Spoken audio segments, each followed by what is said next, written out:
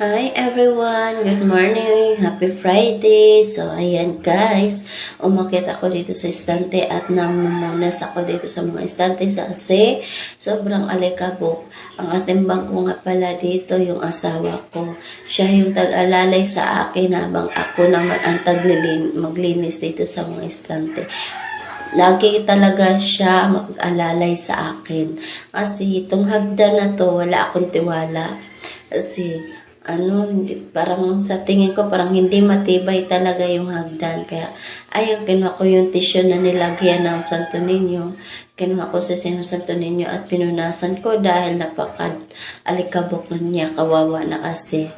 So ayan, dandahan lang ako dito maglilinis sa mga estante. Wala naman kasi ibang maglilinis. Naman kasi, mahiya naman kasi ako mag-utos sa mga kasama ko. Kasi yun nga, ayaw kong pag-isipan ako na daig pa ako ng amo na makapag-utos. So, ako na lang ang gumagawa. Kahit hindi pa masyado gumaling yung pakiramdam ko sa sarili ko. So, sabi ko, usog mo dun yung hagdan. Sabi ko dun sa sawa ko, usog mo pa. Ayan. So, ayan, inusog niya. Ayan, namumunas na ako. Naglagay nga pala ako ng face towel sa sa mukha ko kasi sinisipon nga ako at ayaw ko maano sa alikabok ko kasi nahirapan na nga ako huminga dahil sa sipon.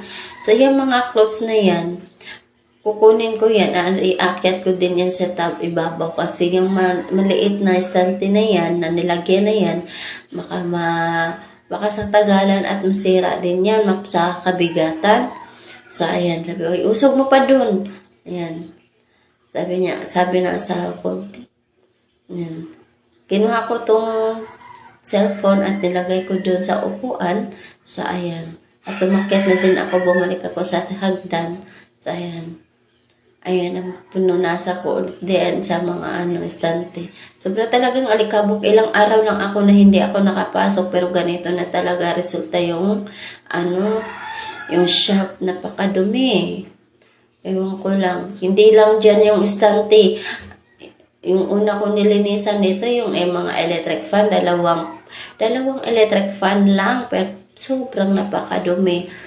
So nga lang, dinilit ko na kasi yung dinilit ko na yung mga picture na sobrang dumi talaga. Grabe, dalawang basahan, sobrang dumi.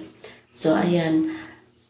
Dito, huminto ako sagad kasi na na talaga ako, nahihilo na talaga ako lalo. Dandahan na lang ako, kaya ayan. Napagalitan pa nga ako dito sa sawa ko. Bakit daw pinilit ko yung sarili ko maglinis. Yan na naman, hindi ko pilinisin yung mga estante, napaka-alikabok. Kaya ayan, inakyat ko yung mga clothes sa babaw.